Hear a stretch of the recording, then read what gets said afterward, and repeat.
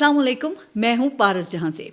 हमारे शहर के लोगों का अब अहवाल इतना है, कभी अखबार पढ़ लेना, कभी अखबार हो जाना। बतौर सहाफ़ी हमारा बुनियादी काम ख़बर की तलाश है और अरबाब इख्तियार से सवाल करना होता है। लेकिन कभी कभी यूँ भी होता है कि हम ख़बर देते देते ख़ुद ख़बर बन जाते हैं, सवाल उठाते उठाते ख़ुद सवाल बन जाते हैं। अभी ये पिछले हफ़्ते मैं इसी शेर की एक तस्वीर बन गई थी। अच्छा, पूरा हफ़्ता मेरा प्रोग्राम न्यूज़ बीट उसके ऑफेयर होने की वजह से खूब चहमगोइयाँ होती रहीं। मैंने सुनो चैनल क्यों छोड़ा, ये वो सवाल है जिसका जवाब शायद आप भी जानना चाहते होंगे। अब तक मेरे हवाले से मुख्तलिफ़ कुलीग्स ने जो कुछ कहा, जिन यूट्यूबर्स ने व्लॉग किए, किसी ने असल ख़बर और किसी ने अंदर की ख़बर के नाम पर कही सुनी बातें आपको बताईं। कुछ लोगों ने अपने ज़राए के हवाले से उन्हीं ज़राए का सच सारा आपके सामने रख दिया। तो किसी ने ऐसी सूरत हाल में जो एक उमूमी बयानिया बनाया जाता है ना, वही आगे सुना कर ख़ुद को पक्की ख़बर देने वाला बता दिया।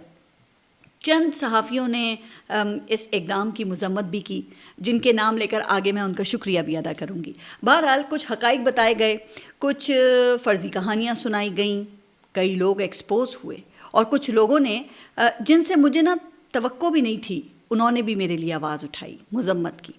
अच्छा, अब ज़रा मैं ये जो ऑफेयर होने की कहानी है, ज़रा इसकी तरफ आती हूँ।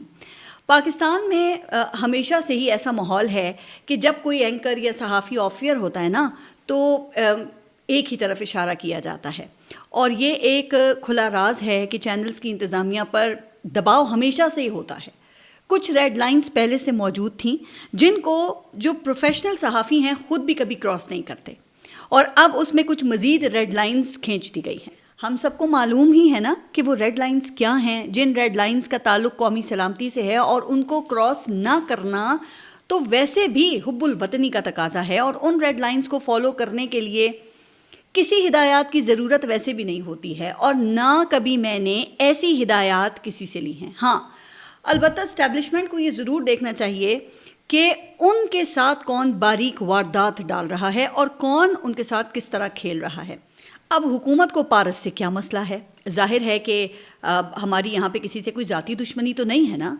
तो हुकूमत को पारस से मसला ये है कि वो हुकूमती कारकर्दगी जो 60 सफ़हात के इश्तहारात के नीचे छुपाने की कोशिश की जाती है ना, वो पारस आप लोगों के सामने रख देती है। वो प्रोजेक्ट्स जिनका इफ्तिताह रोज़ाना करने का बताया जाता है, पारस बता देती है कि वो प्रोजेक्ट्स किसी और के हैं, बस तख्तियाँ इस वक्त की हुकूमत की तरफ से लगाई जा रही हैं। तो ये सच बर्दाश्त से बाहर हो गया। अच्छा, फिर हुकूमत बड़ी मेहनत से महंगाई कम करने का बयानिया बनाती है, लेकिन पारस उसी महंगाई से मरने वाले आम आदमी और गरीब आदमी की बात सामने ले आती है। वो मईशत के असल हक़ाइक़ बयान कर देती है। वो शहबाज स्पीड से गुर्बत की लकीर से नीचे गिरने वाले 1.5 करोड़ पाकिस्तानियों का नोहा बयान कर देती है। बस ये असल वाली परफॉर्मेंस हुकूमत को पसंद नहीं है, और ना ही असल कारकर्दगी बताने वाले सहाफ़ी और एंकर्स इस हुकूमत को अच्छे लगते हैं। अब एंकर्स पे पाबंदियां लगाकर या लगवा कर शायद हुकूमत के सरों पर कारकर्दगी के ताज रख दिए जाएं, लेकिन सच तो सच है ना, और वो हम सामने लाते रहेंगे। मुझे चैनल की तरफ से ये भी बताया गया कि हमें ये कहा जा रहा है कि फ़ाइनेंशियल क्राइसिस का बहाना बनाकर इन्हें ऑफेयर कर दो, यानी ताक में दुश्मन भी थे और पुश्त पे अहबाब भी, पहला पत्थर किसने मारा, ये कहानी फिर सही।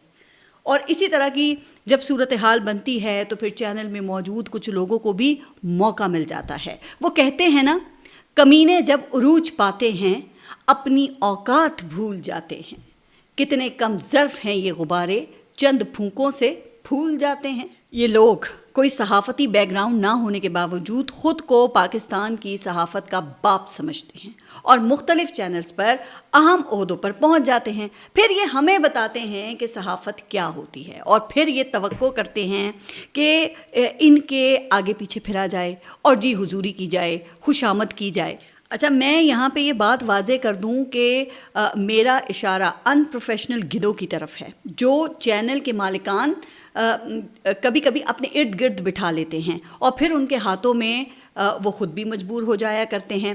یہ گدھ ان کو بتاتے ہیں کہ فلاں صوبائی حکومت کی طرف سے ہم پر دباؤ ہے یا فلاں ہماری آواز کو پسند نہیں کر رہا. تو جناب ڈر، لالچ، بہادری، حوصلہ اور خوف یہ اللہ کی طرف سے سب کو عطا ہوتا ہے، اور پھر یہ انسان پر منحصر ہے کہ وہ ان میں سے کس خوبی کو خامی یا خامی کو خوبی بناتا ہے. میں نے واضح کر دیا تھا پہلے ہی چینل انتظامیہ کے سامنے کہ میں کسی کی ڈکٹیشن نہیں لوں گی، کوئی پلانٹڈ شو نہیں کروں گی، نہ کسی کی فرمائش پر کوئی سوال ہوگا اور نہ ہی میرے کام میں کوئی مداخلت ہوگی. میں نے اپنے صحافتی کیریئر کا آغاز باقاعدہ آغاز CNBC پاکستان اور سما نیوز سے کیا.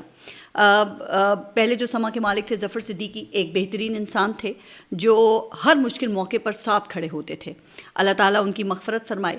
اچھا یہاں پہ میں آپ کو یہ بھی بتا دوں کہ علیم خان نے سما خریدا تو اس وقت سما چھوڑنے کا مجھ پہ کوئی پریشر، کوئی دباؤ نہیں تھا اور نہ ہی کوئی ڈکٹیشن. میں نے سنو کی آفر پر اپنی مرضی سے یہ نیا چینل جوائن کیا تھا، اور اب یہ ہمیں بتاتے ہیں کہ میری وجہ سے چینل کو نقصان ہو رہا تھا. تو اب جو نقصان کی نوعیت ہے اس کا اندازہ آپ خود لگا سکتے ہیں. خیر پھر کبھی موقع ملا تو اس پہ بھی تفصیل سے بات کروں گی.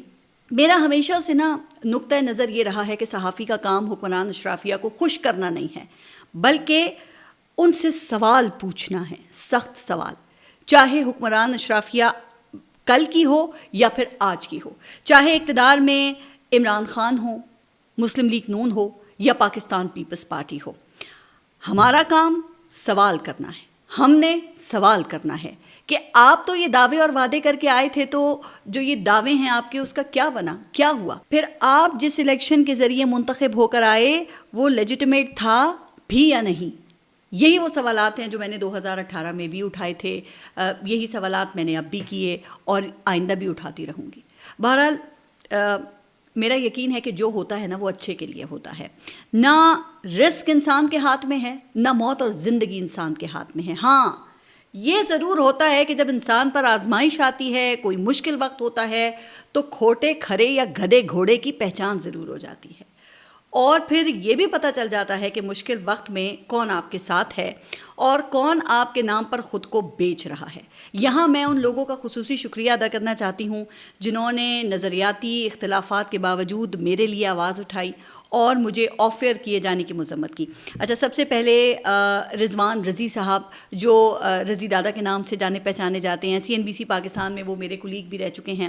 ان کے جو خیالات ہیں اس سے مجھے اختلاف ہو سکتا ہے اور میرے جو خیالات ہیں ان سے ان کو بھی اختلاف ہوگا. پارس خورشید صاحبہ کو بھی آفر کر دیا گیا ہے. یہ جو سیٹ ہوتا ہے نا، خاص طور پہ جو انکمپیٹنٹ نو دولتیہ سیٹ ہوتا ہے، اس کی نوکری کرنے کا یہی نقصان ہوتا ہے. اس صحافیانہ تو اس کے پاس کچھ ہوتا نہیں ہے تو وہ پھر سٹینڈ نہیں لے پاتا کسی بھی بیرونی پریشر سے. مجھے تکلیف ہوئی، دکھ ہوا، اور یہ بات کہتے ہوئے پارس خورشید کا تو شدید دکھ ہوا. کوئی درمیانی راستہ نکالا جا سکتا تھا.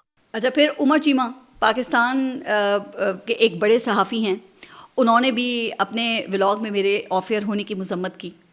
پارس جہاں زیب ایک جو سنو ٹی وی کی ایک اینکر ہیں، بڑی ایک ان کی سینئرز اینکرز میں ان کا شمار ہوتا ہے. پہلے وہ سما ٹی وی کے ساتھ رہی ہیں.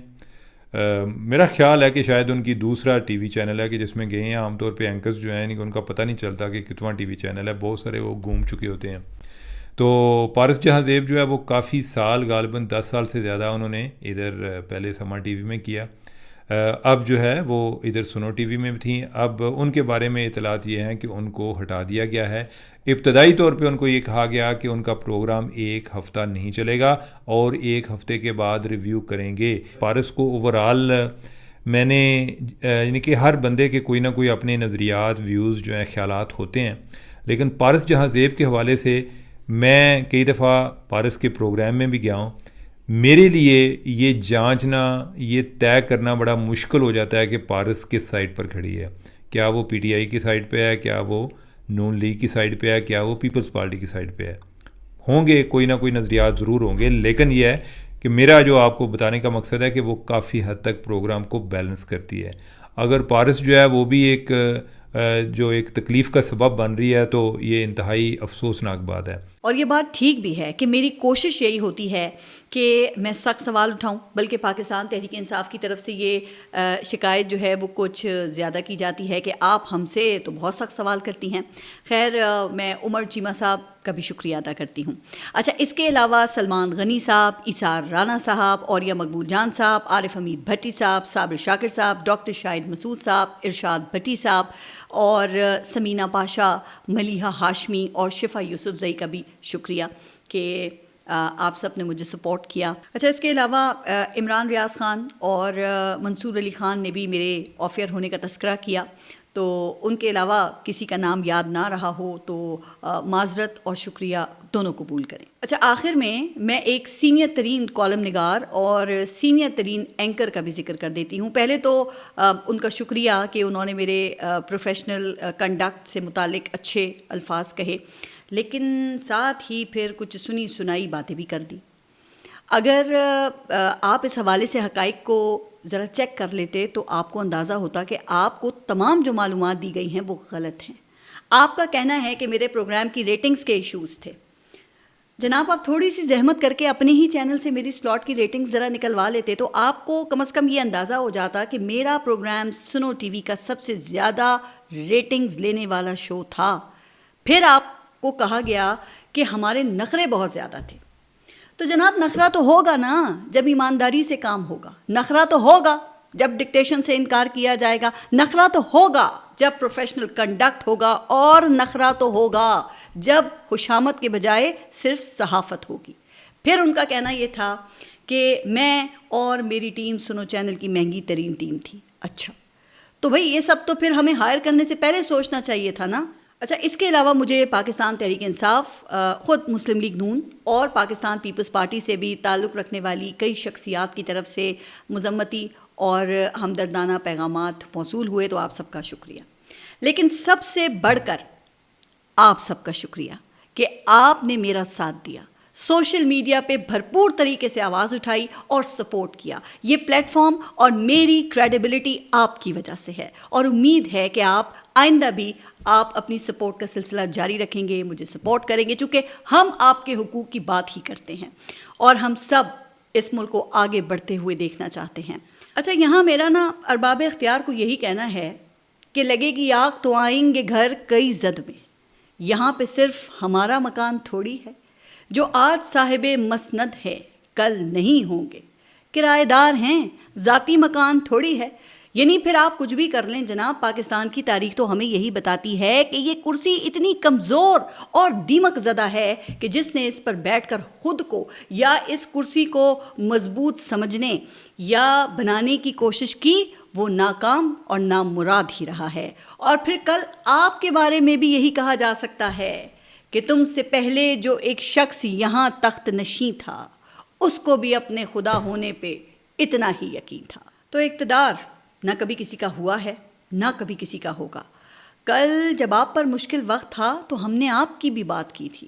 میں نے پینما کیس پر تنقید کی کہ جس طرح بیٹے سے تنخواہ نہ لیے جانے پر اور ریسیویبل ایسٹس کے نام پر میاں صاحب کو نااہل کیا گیا تھا.